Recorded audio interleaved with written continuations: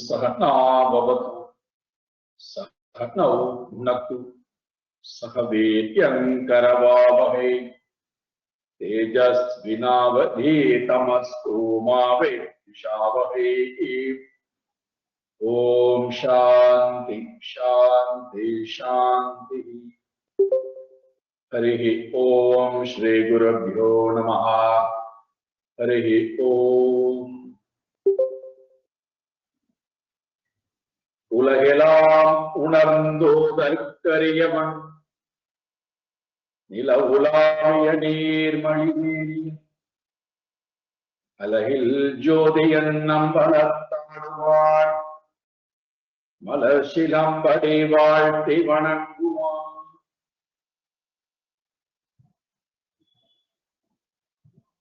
சொற்றுணை வேதியன் ஜோதிவானவன்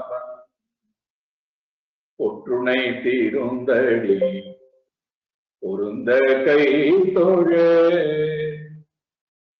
கற்றுணை பூட்டியோ கடலில் பாயும் நற்றுணையாவது நம சிவாயவே. நற்றுணையாவது நம சிவாயவே.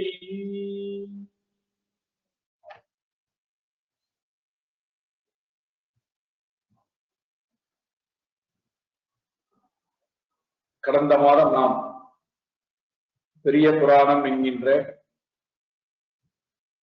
இந்த காவியத்தை ஆரம்பித்தோம். 63 நாயன்மார்களுடைய சரித்திரமானது நம்மால் விரிவாக பார்க்கப்பட இருக்கின்றது. எதற்காக இந்த நூல் எழுதப்பட்டது என்பதை பார்ப்போம்.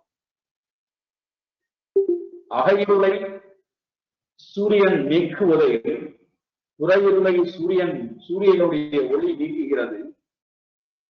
அகையிருள் போவதற்கு இந்த திருத்தொண்டருடைய திருப்புராணமானது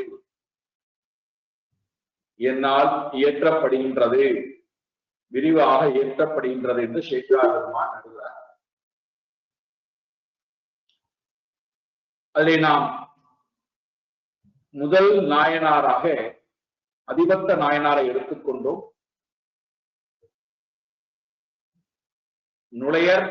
நுழையற்பாடி என்று சொல்லக்கூடிய பரதவர் குலத்திலே பிறந்திருக்கக்கூடிய பெரும் செல்வங்கள் நிறைந்திருக்கக்கூடிய குலத்திலே பிறக்கிறார் இந்த அதிபத்த நாயனார்.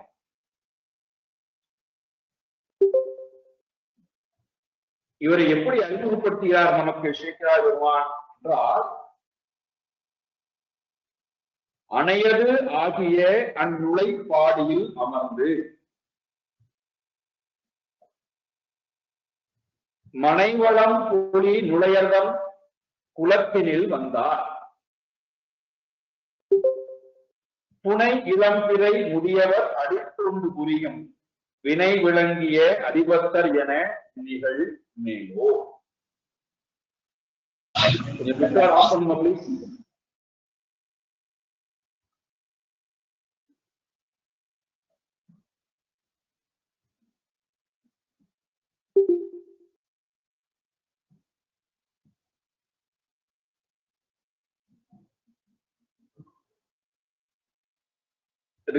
பண்ணுங்க ப்ளீஸ்.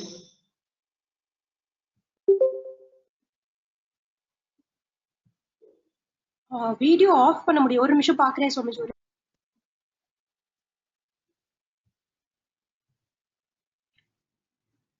கிருஷாந்த், உங்க வீடியோ கொஞ்சம் ஆஃப் பண்ணிக்கோங்களே.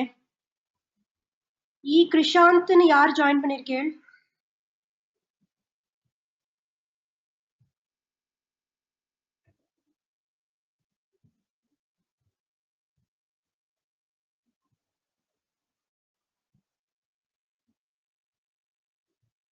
ரெக்கார்ட் ஆஃப் பண்ணுங்க ப்ளீஸ்.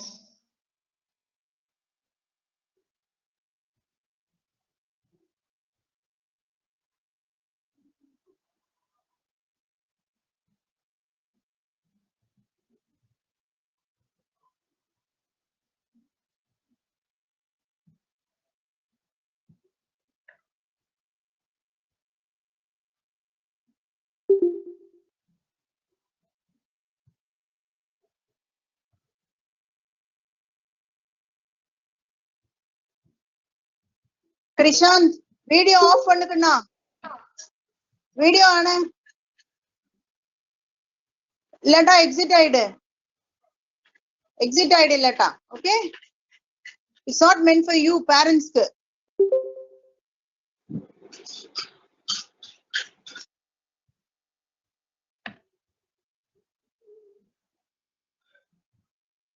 சாரி, இந்த வீடியோ ஆன் பண்ணி வைக்கிறது, வாய்ஸ் ஆன் பண்ணி வைக்கிறது இரண்டும் செய்யாதீர்கள், இடையூறாக இருக்கும் மற்றவர்களுக்கு. ஓகே. அணையது ஆகிய அந்நுழைப்பாதையில் அமர்ந்து மனைவளம் புலி நுழையர்தம் குலத்தினில் வந்தார்.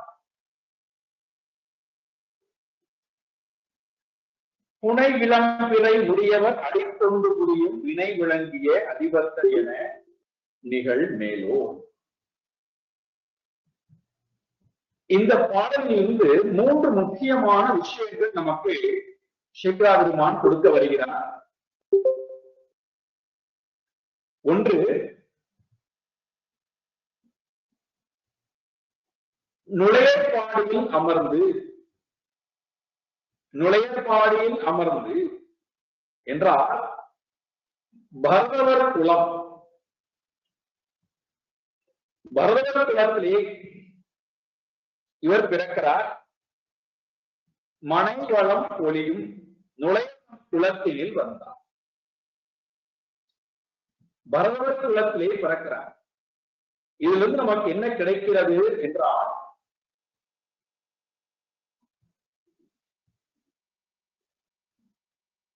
இறைவனை நாம் அடைவதற்கு நாம் பிறந்திருக்கக்கூடிய குலம் முக்கியம் அல்ல. எந்த குலத்திலே நாம் பிறந்திருக்கிறோம் என்பது முக்கியம் அல்ல.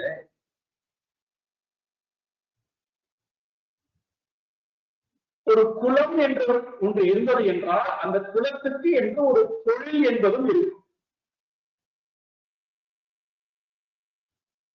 ஒரு குலம், அதற்கு என்று ஒரு தொழில், அதற்கு என்று ஒரு பாரம்பரியம், அதற்கு என்று ஒரு குல தெய்வம், அதற்கு என்று ஒரு குல குரு, அதற்கு என்று சில வாழ்க்கை முறை, இவைகளெல்லாம் நிறைந்தது ஒரு குலம்.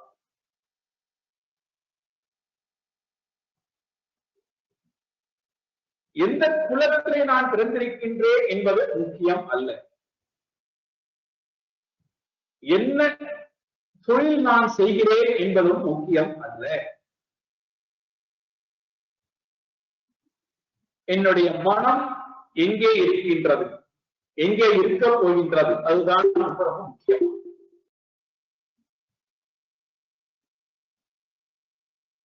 நாம் இந்த உலகத்திலே பேசிக்கொள்வதை போல உயர்ந்த குலம் தாழ்ந்த குலம் என்று நாம் பேசிக்கொள்கிறோமே, அவ்வாறு நாம பிரித்து வைத்துக் கொண்டு உயர்ந்த குலம் தாழ்ந்த குலம் நாம பிரித்து வைத்துக் கொண்டு ஒருவரை ஒருவர் உயர்வு தாழ்வுடன் நாம் பார்த்துக் கொள்கிறோமே, ஒருவருக்கு ஒருவர் உயர்வான காரியம் தாழ்வான காரியம் என்று நாம் பிரித்து பார்க்கின்றோமே, அதை பொறுத்தெல்லாம் சாஸ்திரம் பார்க்கவில்லை. அதை பொறுத்தெல்லாம் சாஸ்திரத்தை வழிநடத்தக்கூடியவர்களும் காட்டவில்லை.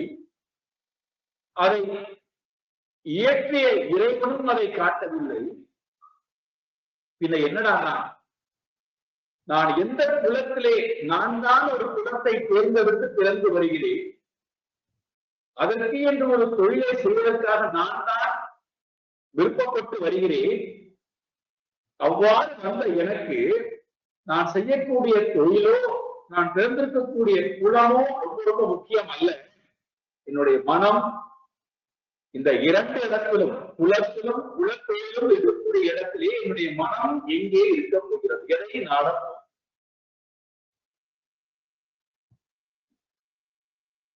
அதைத்தான் இங்கே காட்டுகிறார். மனைவளம் பொழிகின்ற முறைதம் குலத்தினில் வந்தார். சரி, அவருடைய உள்ளம் உயர்வாகத்தான் இருக்கின்றது என்பது எப்படி உங்களுக்கு தெரியும்? அவருடைய உள்ளம் உயர்வானவற்றைத்தான் நாடுகின்றது என்பது எப்படி தெரியும் உங்களுக்கு? அடுத்த வழியை செய்தாருமானே சொல்றா, புனை இளம்பிறை முடியவர் அடித்து புரியும். இவருடைய உள்ளம் தொண்டு புரிகின்றதா, சேவை செய்கின்றதா? யாருடைய அடியை சேவை செய்கிறது? யாருக்காக சேவை செய்கிறது? அழகான 2 அடியிலே ஒரு பெரிய உண்மையான விஷயத்தை எல்லாம் கொண்டு வந்து நம் கண் முன்னாடி கொண்டு வந்து காட்டான் சீட்டாதுமா. தொண்டு புரிதல், சேவை செய்தல். யாருக்கு தொண்டு புரிகின்றாரா? யாருடைய அடியை பற்றி தொண்டு புரிகிறாரா? புனை இளம்பிறை முடியவர். தலையிலே ஜடாதாரி, கங்காதாரி, ஜடாதாரி, கங்காதாரி, சந்திரனையும் தலையிலே இளம்பிறை முடியவர். கங்கையை அணிந்து கொண்டிருக்கின்றார், கங்கையை தலையிலே எடுத்துக் கொண்டிருக்கிறார், ஜடாதாரியாக இருக்கிறார். சந்திரனை தன்னுடைய ஜடையிலே அணிந்து கொண்டிருக்கக்கூடிய அப்பேற்பட்டவருடைய அடி, அப்பேற்பட்டவருடைய சாதாரண இந்தத்தை, அப்பேற்பட்டவருடைய பகவானுடைய கைங்கரியத்தை தொண்டு புரிவதற்காக இவர் இருக்கின்றார்.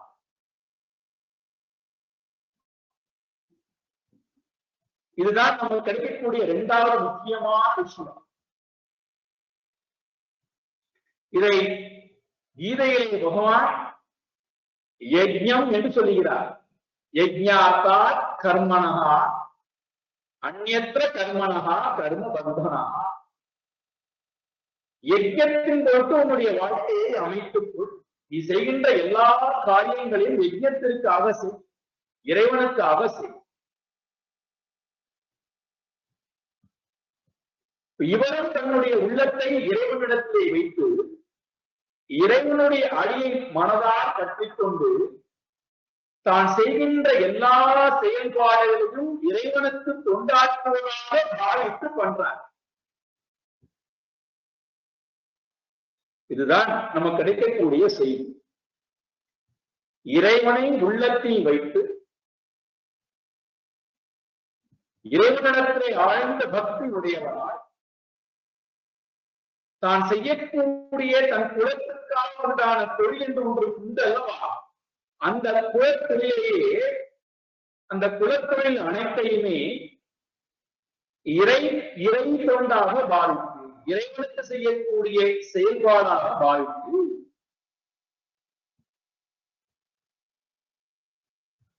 அப்போ இங்கே செயல் எதை செய்கிறோம் என்பது முக்கியம் அல்ல, எந்த குலத்திலே பிறந்து எந்த தொழிலை செய்கிறோம் என்பது முக்கியம் அல்ல, உள்ளம் எப்படி அந்த செயலை செய்ய போகிறது, எந்த நோக்கத்திற்காக செய்ய போகிறது.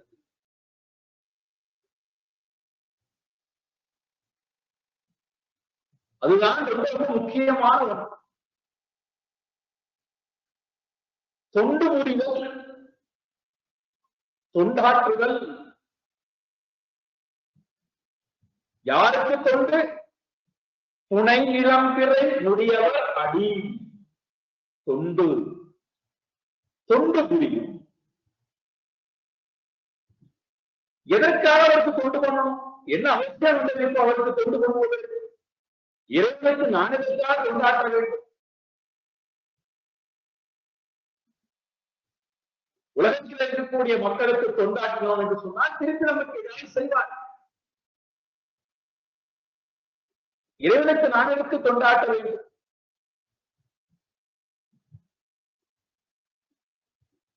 காரணம் என்னவென்றால், இறை தொண்டுக்கும்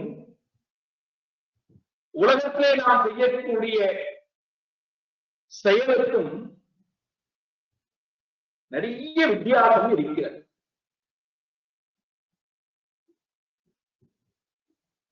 உலகத்திடத்திலே நாம் செய்யக்கூடிய செயல்பாடு நம்முடைய அகங்காரத்தையும் விருப்ப வெறுப்பையும் அடிப்படையாக கொண்டு வரக்கூடியது. அது சேவா கிடையாது, அது தொண்டு கிடையாது, அது காமிய கருத்து. நாம் பையனுக்கு தொண்டாற்றுவதாக இருக்கலாம், மனைவிக்கு நாம் சேவை செய்வதாக இருக்கலாம், கணவனுக்கு நாம் சேவை செய்வதாக இருக்கலாம், அம்மா அப்பாவுக்கு நாம் சேவை செய்வதாக இருக்கலாம். உலகத்தில் யாருக்காக நாம் தொண்டாற்றுவதாக இருக்கும். நாம் செய்யக்கூடிய செயல்பாடுகள் அனைத்துமே நம்முடைய அகங்காரத்தையும் விருப்பு வெறுப்பையும் அடிப்படையாக கொண்டு வரக்கூடிய செயல்பாடு.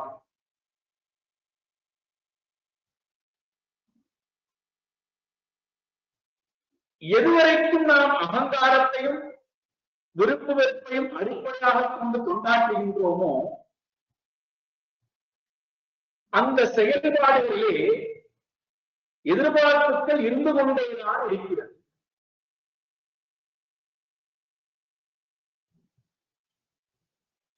ஒன்றுமே நான் எதிர்பார்க்காவிட்டாலும் ஒரே விஷயத்தையாவது நாம் எதிர்பார்ப்போம். என்னடா என்றால், நான் இவ்வளவு செய்வதற்கு பிறகு என்னை நிந்திக்காமலா இருக்கலாம் அல்லவா? ஏதோ சிறு எதிர்பார்ப்புகள், உரிமையை எதிர்பார்க்கின்றோம். நான் இன்றெல்லாம் எனக்கு எந்த எதிர்பார்ப்பெல்லாம் செய்து வருகின்றேன், நாளைக்கு எனக்கு ஏதாவது ஒன்று ஆகிவிட்டால் நீ கட்டாயம் வந்து செய்யக்கூடிய இடத்திலே இருக்கிறாய், செய்ய வேண்டும்.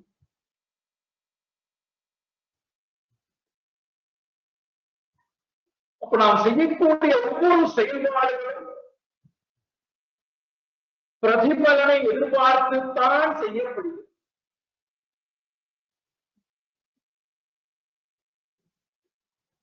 இறைவனுக்கு நான் செய்யக்கூடிய சேவா, இறைவனுக்கு நான் செய்யக்கூடிய தொண்டு, இறைவனுக்கு நான் செய்யக்கூடிய தொண்டு என்று வருகின்ற நேரத்திலே தொண்டராக என்னை நான் பாவிக்கின்றேன். இறைவனுடைய தொண்டன் நான், இறைவன் என்னுடைய தலைவன், இறைவன் என்னுடைய தலைவன், நான் அவனுடைய தொண்டன். இப்போ நான் என்னுடைய தலைவனுக்காக நான் சேவகம் புரிகின்றேன், கொண்டாடுகின்றேன் என்று சொன்னால்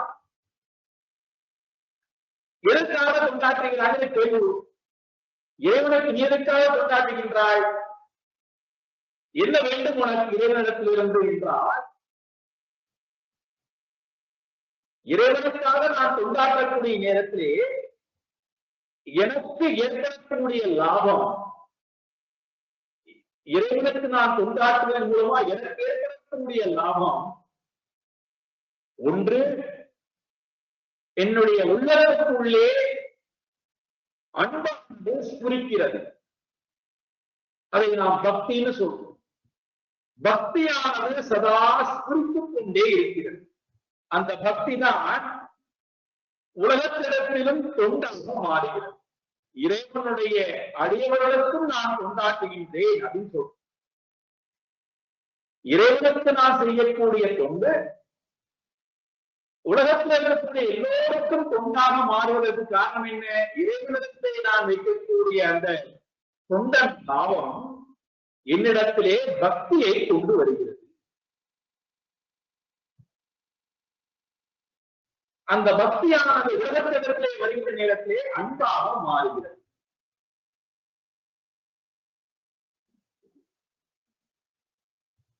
அப்போ நாங்கள் சிலத்திடத்துல செய்யக்கூடிய ஒவ்வொருத்தருக்கும் ஒவ்வொரு உறவுகளுக்கு நாம் செய்யக்கூடிய சேவையானது, செயல்பாடுகளானது சேவை இல்லையா, தொண்டு இல்லையா என்றால் அது தொண்டுன்னு சொல்ல முடியாது. அது வெறும் கர்மம்.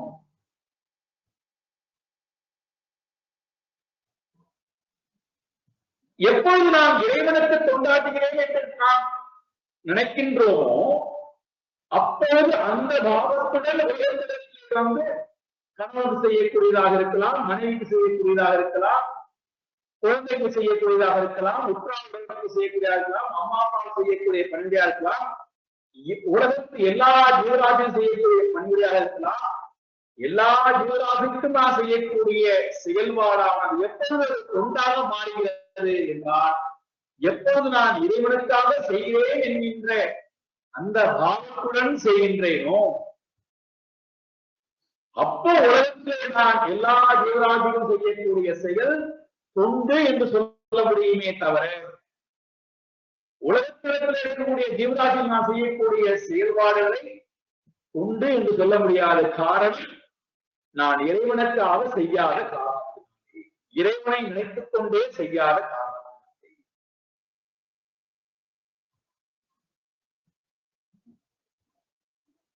முதல் விஷயம், இறைவனுக்காக நான் தொண்டாற்றுகிறேன், நான் இறைவனுடைய தொண்டன் என்று சொன்னால், நான் செய்கின்ற எல்லா காரியங்களும், என்னுடைய குலம், அதற்குண்டான தொழில் என்ன நான் செய்தாலும் அவை அனைத்தும் இறைவனுக்காக என்னால் செய்யப்படுகிறது.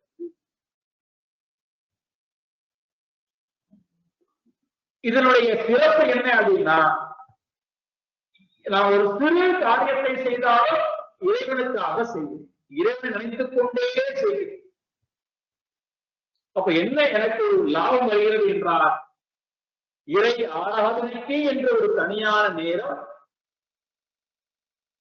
இறை ஆராதனை இல்லாமல் உலகத்துக்காக செய்யக்கூடிய செயல்பாடு என்று பிரித்து பார்க்காமல் 24 மணி நேரம் நான் இறைவனோடையே இருக்கக்கூடியதாக மாறிவிடும். இப்ப நம்மால இருக்க முடியல. உலகத்துல செய்யக்கூடிய காரியங்கள் இறைவனுக்காக செய்யக்கூடிய காரியம் என்று இரண்டாக பிரிச்சு பார்க்கிறோம். காரணம் என்ன? இதெல்லாம் இறை கொண்டு, இதெல்லாம் லௌகீக காரியம் பிரிச்சு வச்சிருக்கோம். இங்கே இவர் அவ்வாறு செய்யவில்லை. தான் செய்ய போகின்ற, பின்னாடி காட்டக்கூட அடுத்து வரக்கூடிய பாடல காட்டக்கூடாது, தான் செய்யக்கூடிய காரியங்கள் அனைத்தையுமே இறைவனுக்காக, இறைவனுடைய அடி பற்றி, மனமானது இறைவனுடைய அடியை பின்பற்றி தொண்டு புரிவதாக அமைகிறது. அப்ப உள்ளமானது இறைவனிடத்திலே இருக்கின்றது என்பதை நமக்கு காட்டுகிறது. உள்ளம் இறைவனிடத்திலே ஆழ்ந்த பக்தி கொண்டதாக இருக்கிறது. யாரிடத்தை நமக்கு ரொம்ப ரொம்ப பிரியம் இருக்கின்றதோ அவர்களுக்காக நாம் தொண்டாற்றுவதற்கு எப்பொழுதும் நாம் காத்துக் கொண்டிருக்கிறோம். எத்தனை வருடங்கள் ஆனாலும் காத்துக் கொண்டிருக்கிறோம், எத்தனை மணி நேரம் ஆனாலும் காத்துக் கொண்டிருக்கிறோம், எந்த மாதிரியான கடினமான சூழ்நிலை ஏற்பட்டாலும் நாம் தொண்டாற்றுவதற்கு காத்துக் கொண்டிருக்கிறோம். காரணம் என்ன? உள்ளம் உவகை கொண்டு, உள்ளம் பக்தி கொண்டு நான் செய்யக்கூடிய காரியம் அனைத்தும் வேண்டும்.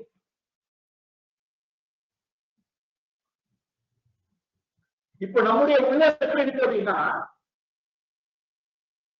சந்தோஷமாக இருந்தால், நேரம் கிடைத்தால், விருப்பம் இருந்தால், தடைகள் எதுவும் இல்லாமல் இருந்தால், நம்மை சுற்றி யாருமே இல்லாமல் இருந்தால், அப்பொழுது நம்முடைய மனம் சரி போனா போது 5 நிமிஷம் போய் இறைவனை கொள்வோம், இறைவனுக்கு பணிவிடை செய்வோம்.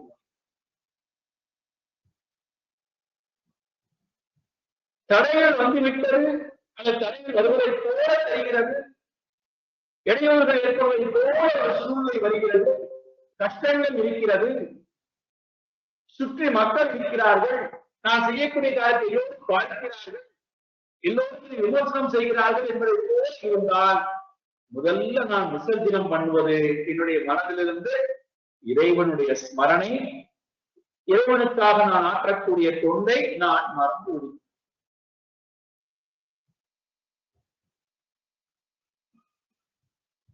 அப்ப இங்கே புனை இளம்பிறை முடியவர் அடிக்கொண்டு புரியும் இறைவனுடைய தொண்டுதான் தன்னுடைய வாழ்க்கையினுடைய செயல்பாடாக வாழ்ந்து காட்டப் போகின்றார் அதிபக்தன்.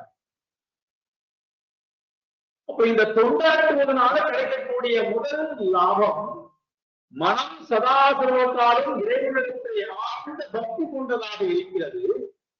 அந்த பக்தி உலகத்திலே அன்பாகும்.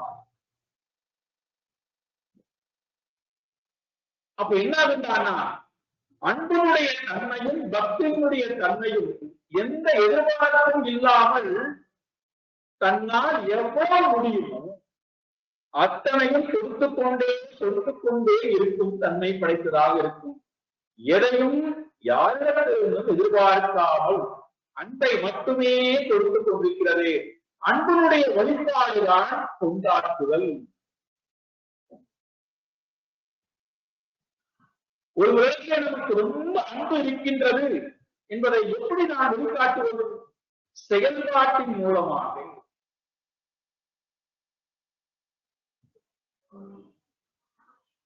எதென்றால் எனக்கு ரொம்ப ரொம்ப பிரியம் இருக்கிறதோ, அன்பு இருக்கின்றதோ, யாரை நான் ரொம்ப விரும்புகின்றேனோ அவர்களுக்காக நான் ஏதாவது ஒரு காரியத்தை செய்து கொண்டுதான்.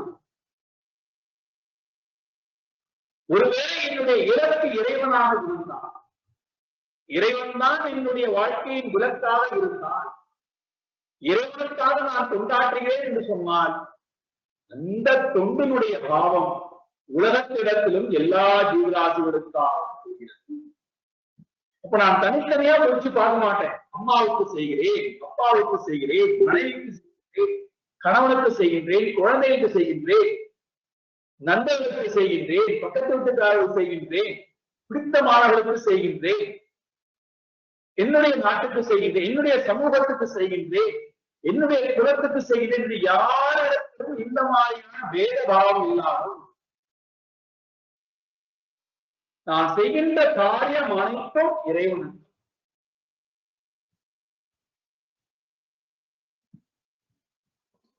இது முதல். இரண்டாவது என்ன அப்படின்னா, இறைவனுக்காக நான் கொண்டாடுகின்றேன் என்கின்ற அந்த உணர்வு நம்மிடம் வந்துவிட்டது என்றால் இறை தொண்டனுடைய லாபம் மனதில் இருக்கக்கூடிய எல்லா விதமான அழுக்குகளும் நீங்கி போகும்.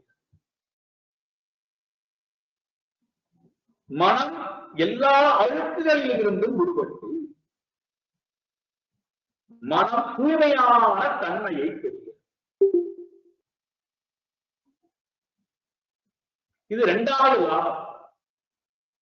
உலகத்திலே நாம் போகின்ற நேரத்திலே, உலகத்திலே நாம் கைங்கரியம் பண்ண போகின்ற நேரத்திலே மனம் அழுக்கடைவதை அதிகமாக அழுக்கடைவதை இறை தொண்டு என்று வந்துவிட்டது என்றால் மனம் அழுக்குகளில் இருந்தெல்லாம் விடுபட ஆரம்பிக்கும். மனம் தூய்மை பெறுவதை நாம் பார்க்கிறோம். எப்பொழுதுமே மன தூய்மையோடு இருக்கக்கூடிய மனம், அதை சொல்ல போறேன். இதெல்லாம் உங்களுக்கு நான் சூத்திர வழியில கொடுக்குறேன். அதெல்லாம் அந்த அனுபவத்துக்கு கொண்டு வந்து கண் முன்னாடி காமித்து காட்டு. நமக்கு சேர்க்காதிருந்தோம் பேச போற அறிவத்து நாயனாரை. இறை தொண்டனுடைய லாபம் மன தூய்மை. மனம் தூய்மையாகி விட்டது என்பது எப்படி தெரியும்? இறைவனத்திலே நான் தொண்டு புரிகின்ற நேரத்தில் என்னுடைய மனம் தூய்மை அடைகின்றது என்று சொல்லும்போது எப்படி நான் தெரிந்து கொள்வது? இவருக்கு உதாரணம் கொடுக்க போறார். அதை நாம் படிக்கும்போது தெரியும் எப்படி அவருடைய மனம் தூய்மையானதாக இருந்தது. நாம் பார்த்தோமே, எப்பொழுது நமக்கு இறைவனுக்காக பக்தி வைத்து இறைவனுக்காக தொண்டு பண்ணுகிறேன் என்று வருகின்றோமோ அப்போ உங்களுடைய மனமானது தூய்மை அடைவது எப்படி என்றால், தூய்மை அடைவதனுடைய லாபம் மனம் வெறுப்பு அடையாமல் இருக்கிறது. இறைவனிடத்திலிருந்து எதையும் வேண்டுவது இல்லை, வெறுப்பு கொள்ளலாம் அல்லவா? அந்த வெறுப்பும் மனதிலே இல்லாத நம்ம பலருக்கு என்ன ஒரு எண்ணம் என்று என்ன வரும் என்று கேட்டால், இறைவனிடத்திலே இதை கொடு அதை கொடு, நான் எதையுமே யாசிக்கல சாமி அப்படின்னு சொல்லுவோம். எதையுமே நான் யாசிக்கல சாமி. ஆனா இறைவன் எனக்கு ஏன் எப்போதுமே கஷ்டத்தையே கொடுக்கிறார்? எனக்கு ஏன் எல்லா தடைகளையும் கொடுக்கிறார்? அப்ப நமக்கு இறைவனின்பால் இறைவனுடைய செயலின்பால் வெறுப்பாக வருகிறது. இறைவனத்தை எதையும் யாசிக்க, ஆனால் இறைவனத்தை நமக்கு விருப்பம் உணர்வு அல்லவா, அந்த உணர்வு உலகத்திடத்திலும் போகிறது. நம்ம அத்தனை கேட்க உலகத்திலே நான் செய்யக்கூடிய கைங்கரியத்தை நீ ஏற்றுக்கொள்ளாமல் போ, என்னை ஏன் வெறுக்கிறான், என்னை ஏன் நிந்தனை பண்ணுகிறார், நிந்தனை பண்ணாமல் இருக்கலாம் அல்லவா, என்னை விரும்பாமல் விட்டால் பரவாயில்லை, என்னையே நிந்திக்கிறான்னு கேட்க. எப்போது இறை தொண்டாற்றுகின்றோமோ, இறை தொண்டாற்றுவதனுடைய லாபம், இறைவனுக்காக நான் தொண்டாற்றிக் கொண்டிருந்தால் என்னுடைய மனதிலே வெறுப்பு என்பது வராது.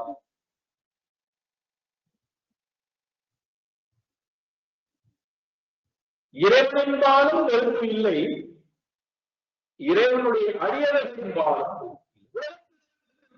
எந்த வெறுப்பு.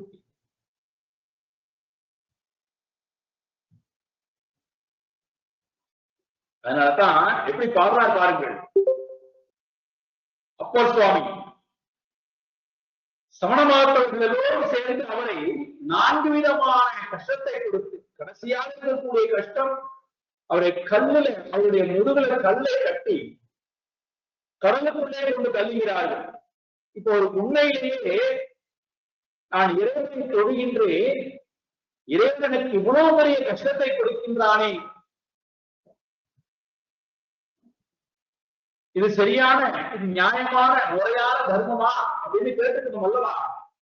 நான் என்ன பாடுறாரு அப்பர் சுவாமி, நற்றுணையாவது நம சிவாய.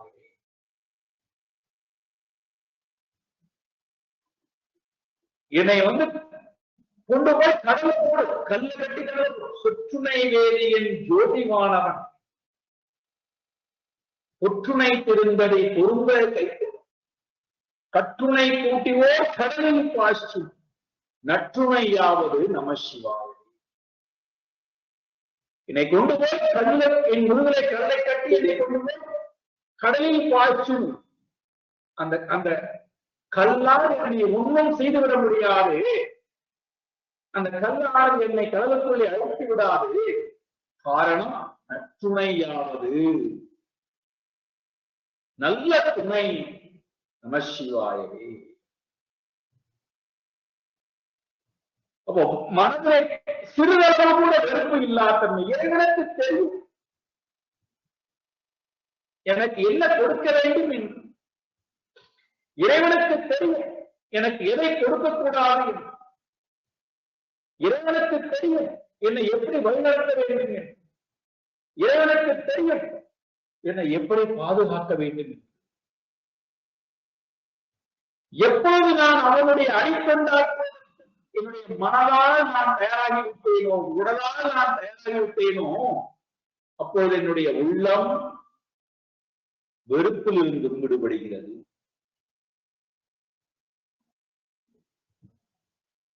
வெறுப்பு இல்லாத மனம், விருப்பம் இல்லாத மனம், பக்தியுடன் கூடிய மனம், பலம் பொருந்திய மனமாக இருக்கும்.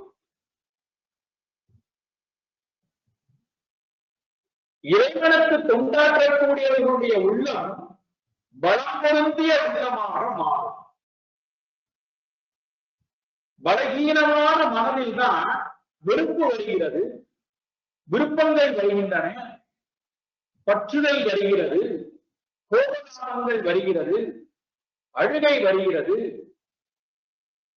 இதெல்லாம் பலகீனமான மனதுடைய. என் உள்ளத்துக்குள்ளே இறைவன் இருக்கிறான் என்றால், இறைவனுக்கு நான் கொண்டாட்டுகின்றேன் என்றால், என்னுடைய உள்ளம் பலம் பொருந்திய உள்ளமாக, அமைதியான உள்ளமாக, வெறுப்பு இல்லாத மனதில் அமைதி குடிகொண்டு விடுகின்றது, பலம் குடிகொண்டு விடுகின்றது.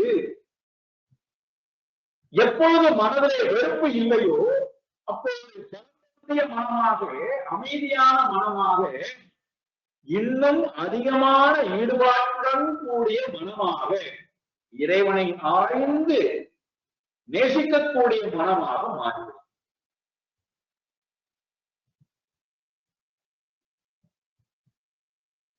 இது 2வது இறைவனுக்கு நான் கொண்டாடுகின்ற நேரத்திலே கிடைக்கக்கூடிய இரண்டாவது லாபம். முதல் லாபம் இறைவன்பால் பக்தி, இரண்டாவது லாபம் மனதிலே வெறுப்பு இல்லா தன்மை, மாறாக அமைதியான மனம், பலம் பொருந்திய மனம், மனமானது இறைவனை இன்னும் அதிகமாக பற்றிக் கொள்ளக்கூடிய மனமாக மாறும். மூன்றாவது லாபம் என்னடான்னா, இறைவனுக்காக நான் கொண்டாடுகின்ற நேரத்திலே இறைவன் எதை கொடுத்தாலும் எப்படி கொடுத்தாலும் அதை நான் திருப்பி அவனுக்கே கொடுக்கக்கூடிய தன்மை, எதையுமே நான் வைத்துக் கொள்ள வேண்டும், நானே அனுபவிக்க வேண்டும் என்கின்ற எண்ணம் இல்லாமல் எல்லாவற்றையும் அவனுக்கே நான் திருப்பி கொடுக்கக்கூடிய தன்மை.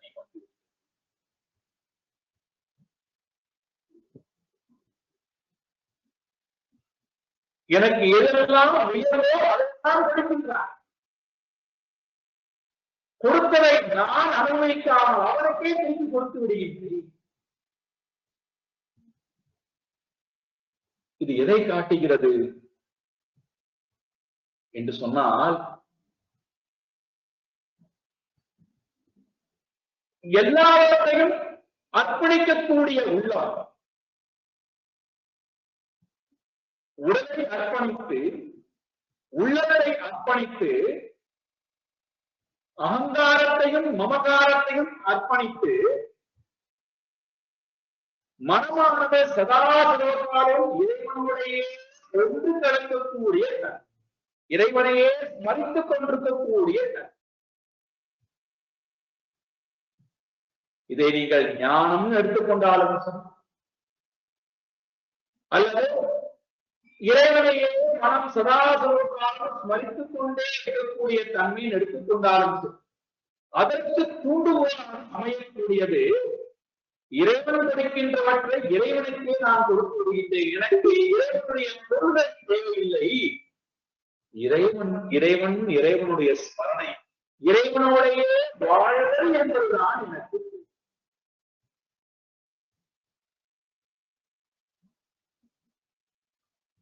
இதை நீங்கள் சரணாதி என்று எடுத்துக்கொண்டாலும் சரி, அல்லது சாயுஜ்யம் என்று எடுத்துக்கொண்டாலும் சரி, அல்லது இறைவனையே சதா ஸ்மரித்துக் கொண்டே இருக்கக்கூடிய தன்மையில் எப்படி எடுத்துக்கொண்டாலும் சரி, துவைத பாவமா இருந்தாலும் சரி, அத்வைத பாவமா இருந்தாலும் சரி, விசிஷ்டாத்வைத பாவமா எப்படி அடிப்படையில் இறைவனுடைய தொண்டாற்றுதல் என்பது வருகின்ற நேரத்திலே மனம் சதாசிவகாலம் இறைவனுடைய இருக்கிறது. அந்த இறைவனுடைய கொண்டாட்டுகின்ற மனதிற்கு இறைவன் உலகத்திலே எது கொடுத்தாலும், எவ்வளவு உயர்வான பொருளை கொடுத்தாலும் அதை இறைவனுக்கே நான் கொடுத்து விடுகின்றேன். அது இறைவனுக்கு சொந்தமானது, எனக்கு சொந்தமானது அல்ல. நானும் எனக்கு சொந்தமானவன், என்னுடைய உள்ளமும் எனக்கு சொந்தமானது, நான் செய்யக்கூடிய காரியமும் அவனுக்கு சொந்தமானது, அவன் கொடுக்கக்கூடிய பொருளும் அவனுக்கு சொந்தம்.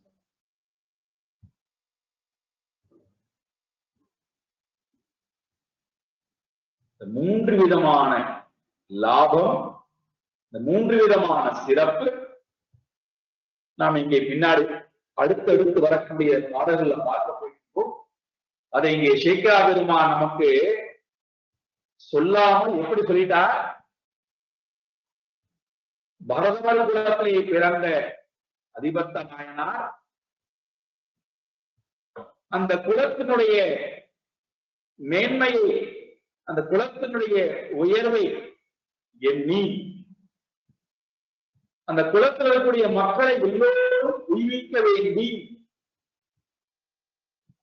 அந்த குலத்தொழிலையும் விடாதவராய் இறைவனுக்கு தொண்டாற்றுவதே தன் வாழ்க்கையின் இலக்காக கொண்டவனாய் உள்ளத்தை இறைவனிடத்திலே வைத்து, சரி இது எல்லாம் எப்படி கிடைத்தது நடைபெற்ற நாயனாருக்கு? எப்படி இதெல்லாம் பிறக்கம்போது என்ற மாதிரி பிறந்தவராக சேக்கிராபெருமான் எழுதுகிறார். பரதவர் குலத்திலே, மீனவர் குலத்திலே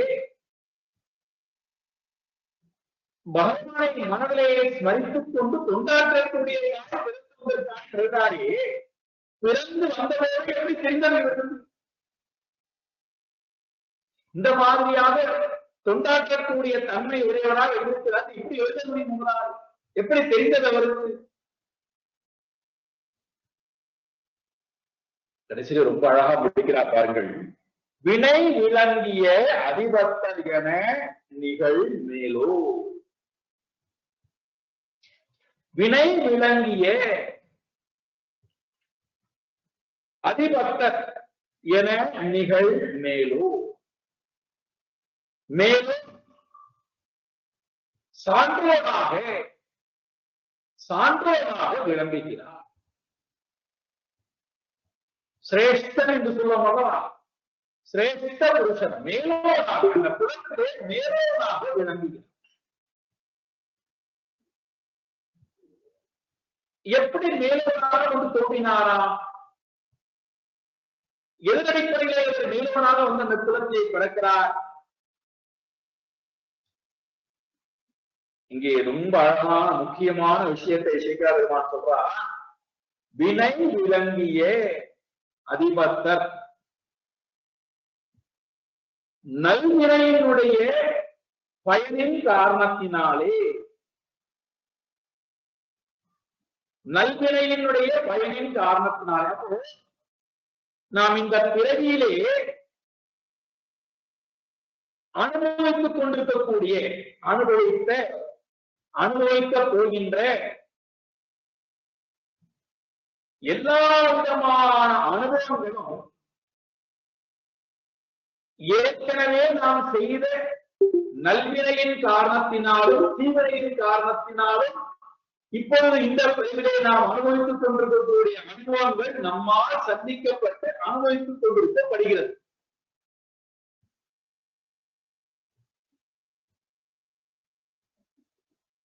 அதனால்தான் நம்முடைய சிந்தனைகளும் செயல்பாடுகளும் நாம் செய்த பூர்வ ஜென்ம புண்ணிய பாவனைக்கு ஏற்பத்தான் எழுகிறது, அதற்கேற்பதான் செயல்பாடுகளும் இருக்கிறது, அதற்கேற்பதான் வாழ்க்கையும் அமைகிறது என்பதை ஒரே வழியில சொல்லிட்டார். வினை விளங்கிய.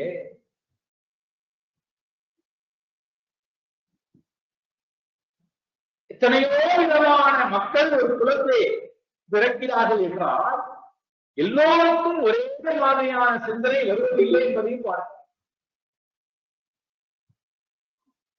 ஒவ்வொருவருக்கும் ஒவ்வொரு விதமான சிந்தனை போக்கானது இருக்கிறது, ஒவ்வொரு விதமான தேர்தல் இருக்கிறதை பார்க்க.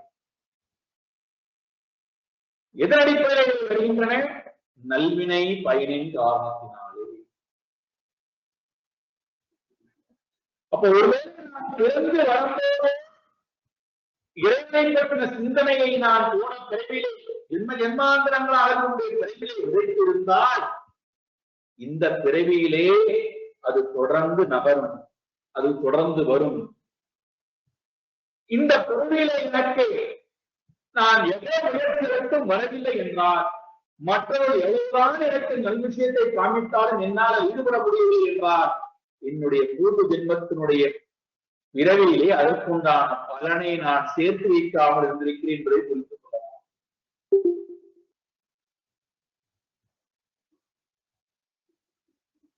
ஒரு சாராருக்கு ஒரு பிறவியினுடைய பாதியான பகுதியிலிருந்து வெளிப்படலாம். நல்வினையின் பயனின் காரணத்தாலே நல்ல விஷயங்களானது அவர்களை தேடி வரலாம், தேடி போவதாக இருக்கலாம். சிறிது காலம் அந்த புண்ணிய பலன் இருந்து அதை அனுபவிப்பார்கள். அதன் பிறகு அந்த பலன் போனவனையே இவர்கள் அந்த அந்த சூழ்நிலையில் இருந்தும் அந்த தேர்தலில் இருந்தும் அந்த வாழ்க்கையில் இருந்தும் காணாமல் போகின்ற காட்சியையும் பார்க்க.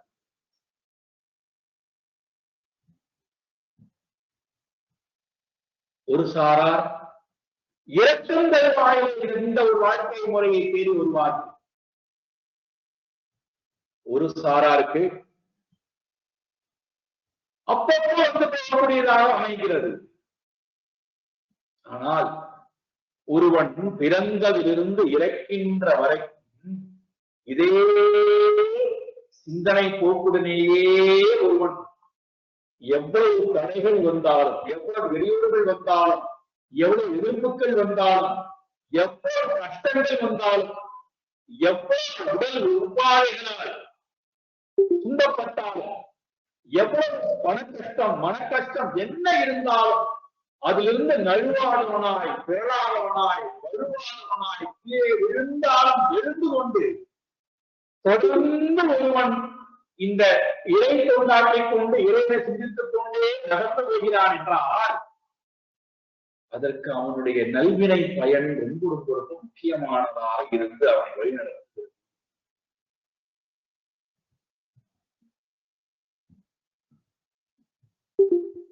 அப்போ தெரிந்து கொள்ளலாம், நாம் இவ்வளவு வாழ்க்கையில் எவ்வளவு விளைவுகளை சந்தித்தும் தொடர்ந்து இந்த பாதையை பெற்றுள்ளோம் என்றால் நாம் செய்த நல்வினை பயன். நம்முடைய அப்பா செய்த நல்வினை பயன் அல்ல, நான் செய்த நல்வினை.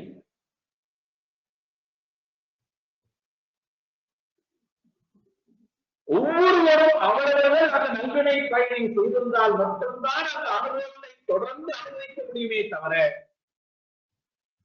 இல்லாது போனால் இந்த பயன் நம்ம கூட இருந்தும் நம்மை தொட்டு உறவாடி கொண்டிருந்தும் நமக்கு அதிகமாக கொடுக்கப்பட்டாலும் கூட வாங்கிக் கொள்ள முடியாமல் நாம் ஏன் பின்வாங்குகின்றோம், விருப்பம் இல்லாமல் இருக்கின்றோம், நாட்டம் இல்லாமல் இருக்கின்றோம், தேர்தல் இல்லாமல் இருக்கின்றோம். அந்த நல்வினை பயன் நம்மிடம் இல்லை.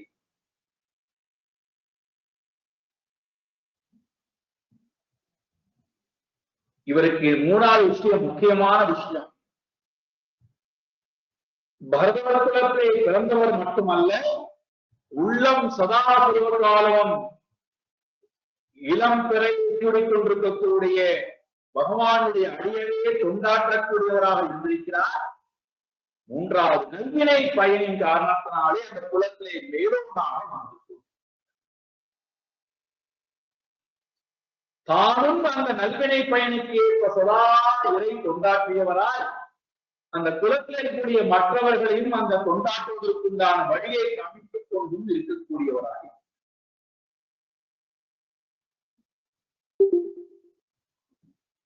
சரி, இப்போ நாம் 3 முக்கியமான விஷயம் பார்த்தோம் அல்லவா? அதை இங்கே ஒன்னொன்னா அறிமுகப்படுத்துகிறார் பாருங்கள், இருக்கிறாருமா. ஆங்கு அன்பர்தாம் நுழையர்தம் தலைவராய். போன பாடம் என்ன சொன்னார்? வினை விளங்கிய அதிபத்தர் என நிகழ் மேலோடு சொன்னார். இப்ப அந்த மேலோடாக இருக்கக்கூடியவன் இங்க எப்படி இருக்கார்? நுழையர்தம் தலைவராய். பரதவ குலத்தினுடைய தலைவராக இவர் இருக்கிறார், வழிகாட்டக்கூடியவராக இருக்கின்றார், மேலாக இருக்கின்றார். ஆங்கு அன்பர்தான் நுழையர்தம் தலைவராய் அவர்கள் ஏங்கு தென்திரை கடலிரை பல படவு இயக்கி. ஏங்கு தென்திரை கடலிரை பல படவு இயக்கி. இவர் என்ன பண்றார்? அந்த குலத்தினுடைய தலைவராக இருக்கின்ற காரணத்தினாலே கடலுக்கு அழைத்துக் கொண்டு போகிறார். கடலுக்கு எல்லோரும் அழைத்துக் கொண்டு போய் எப்பேற்பட்ட கடல் அலைகளெல்லாம் இருக்கக்கூடிய தென்திரை கடலிலை பல படகு இயக்கி பலதரப்பட்ட படகுகளை எல்லாம் கடலுக்குள்ளே செலுத்தி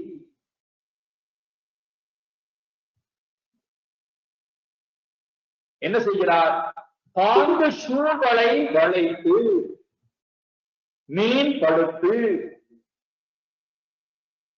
வலையெல்லாம் விரித்து கடலுக்குள்ளே சென்று வலையை விரித்து மீன்களை எல்லாம் அதிலே படும்படியாக செய்து இந்த மீன்களை எல்லாம் திரட்டி அந்த கப்பலுக்குள்ளே போட்டுக்கொண்டு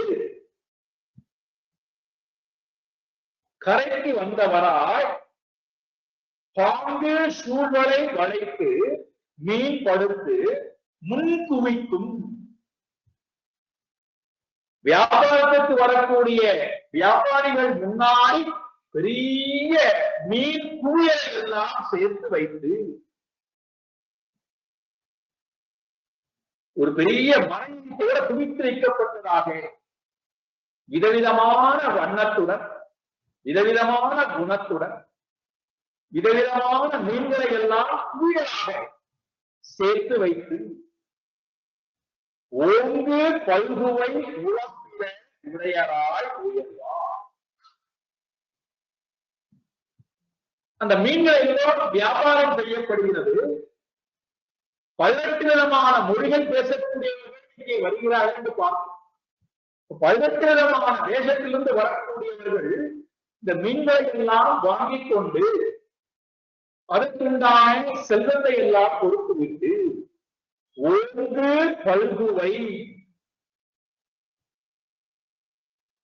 செல்வங்கள் எல்லாம் நிறைய கிடைத்து உலகில உடையராய் உயர்வார். உள்ளத்துக்குள்ளே உலப்பில்லாத ஆனந்தத்தை அனுபவித்துக் கொண்டு வளமையிலே செழிக்கக்கூடியவராய் செல்வ செழிப்பு கொண்டவராய் இருக்கிறார். இதை ஏன் இங்கே சுட்டிக்காட்ட வேண்டும்? சேக்கிழார் பெருமான் செல்வ செழிப்புடன் திகழ்கிறார். முதல் பாடல் என்ன சொன்னார்? முன்னாடி பாடல் என்ன சொன்னார்? துணை இளம் பிறை அணிந்து கொண்டிருக்கக்கூடிய அடியவர் கொண்டாடக்கூடியவர் சொன்னார். அது ஏன் இதை பார்க்கப்படும் நம்மால் அவருடைய உள்ளம் இறை கொண்டாடுகின்றது. இங்க என்ன சொல்றார்? உலகில உடையராய் உயர்வார், செல்வத்தின் கொடிக்கக்கூடியவராய் செல்ல செழிப்புடன் விளங்கக்கூடியவராக இவர் இருக்கிறார்.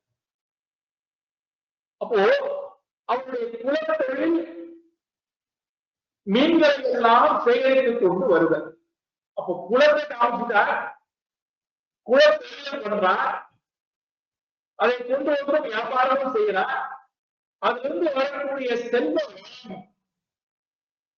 அதுவும் நிறைந்தவரா இருக்கார். இவைகள் எல்லாம் அதிபத்த நாயனாரிடத்திலே இருந்தும்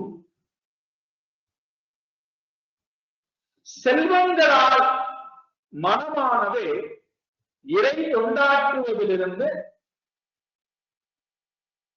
எந்த விதமான மாற்றத்தையும் அவரிடத்திலே கொண்டு வரவில்லை என்பதை காட்டார். என்ன அற்புதம் பாருங்க. செல்வ வளம் நமக்கு செல்வம் இல்லாதவே இறைவனை பற்றிய சிந்தனை வருவது தடைபடுகிறது. செல்வங்கள் ஆரம்பித்து விட்டது என்றாலும் இறைவனை பற்றிய சிந்தனை போய்விடுகிறது. செல்வங்களை நாம் திளைக்க ஆரம்பித்தார், செல்வ வளத்தை திளைக்க ஆரம்பித்தார், இறைவனை முழுமையாக நாம் சிந்திப்பதும் இறை கொண்டாட்டுவதும் என்று போய்விடுவோம். இங்கே அதை காட்டுறார். செல்வ வளத்திலே கிடைத்தாலும்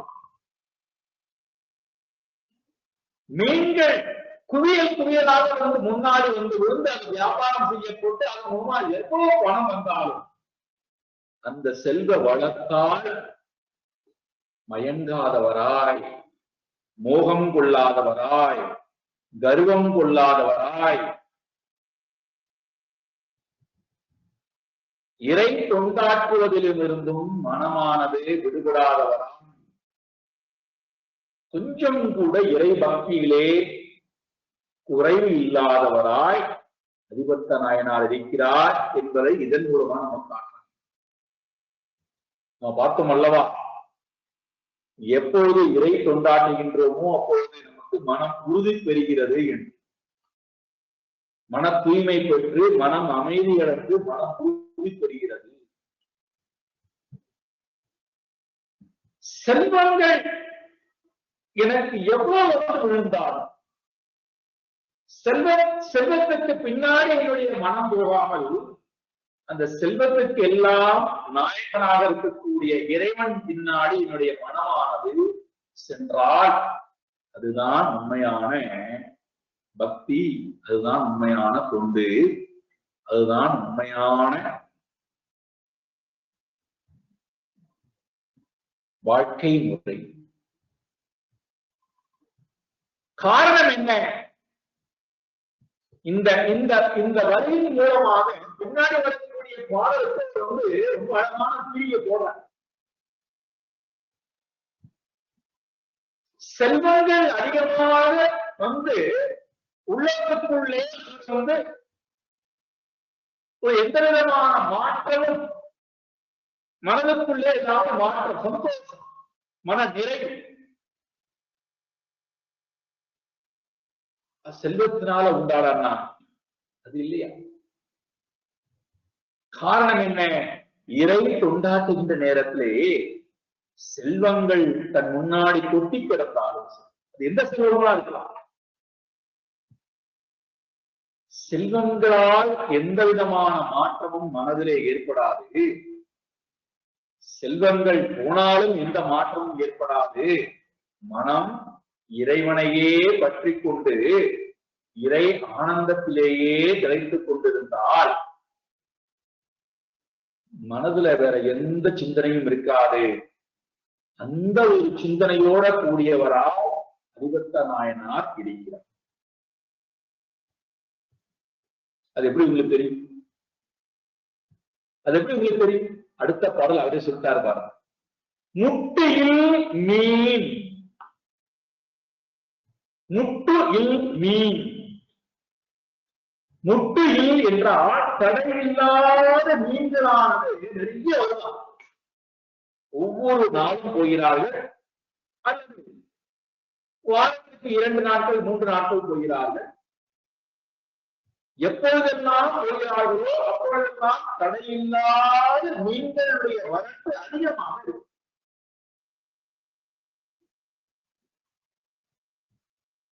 முட்டியில் மீன், தடையில்லாத மீன்கள், மீன்களுடைய வரத்து. சரி, அதை என்ன சொல்றா சொல்றா பெருமான்? அவ்வாறு கடல் ஜலத்திலிருந்து மீன்களை எல்லாம் வலம் போட்டு பிடிக்கிறாங்க. அந்த செயல்பாட்டை என்ன சொல்றா சேக்கரா பெருமான்? கொலை தொழில், கொலை தொழில். அந்த தொழிலை கொலை செய்கின்ற தொழில்.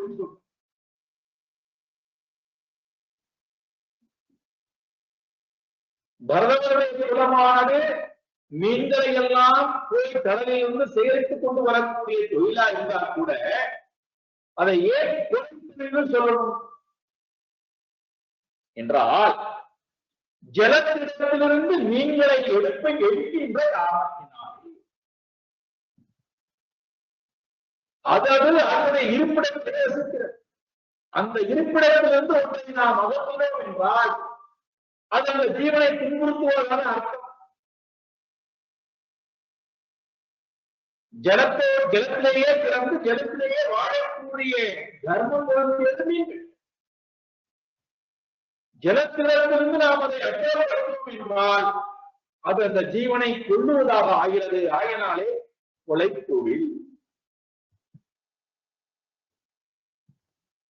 இப்பேற்பட்ட கொலை தொழிலை தினந்தோறும் செய்யக்கூடிய அதிபத்த நாயனார் கொலை தொழில் வளர்த்தவர் வலை முகந்து தினந்தோறும் வலையை விரித்து வலை முகந்து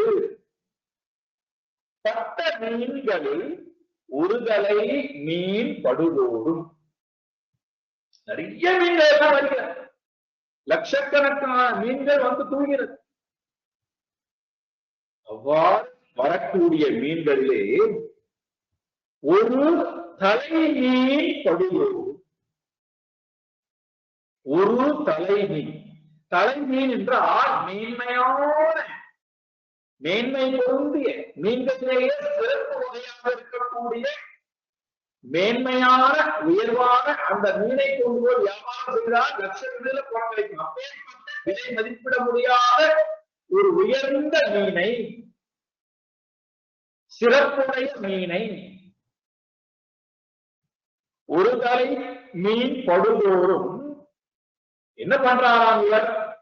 நட்டம் ஆடிய நம்பர்க்கு என நளிர் முன்னீர் விட்டு வந்தனர். ரொம்ப அழகான ஒரு இடம். ஒவ்வொரு நாளும் அந்த நாள் விலை மதிப்பிட முடியாத சிறப்பான மீன் ஒன்று கிடைக்கும் வந்தது என்றால் அந்த மீனை எடுத்து முன்னீர் விட்டு வந்தனர். நல்ல குளிர்ச்சியோடு இருக்கக்கூடிய கடல் ஜலத்திலே விட்டுறாராம். யாருக்கு விடுகிறாராம்? நட்டம் ஆடிய நம்பருக்கு என நத்தனமாடக்கூடிய நடராஜ பெருமானை மனதிலே வரித்தவராய், அவரையே ஜலத்தில் பார்க்கக்கூடியவராய். பாருங்கள், என்ன அற்புதம் பாருங்கள். ஜலம் வேறு, ஜலத்திலே பார்க்கக்கூடிய நாயகன் வேறு, தான் வேறு, இறை நாராயணை வேறு என்று எதுவும் இல்லாதவராய் நட்டம் ஆடிய நம்பர்க்கு என நளிர் முன்னீர் விட்டு.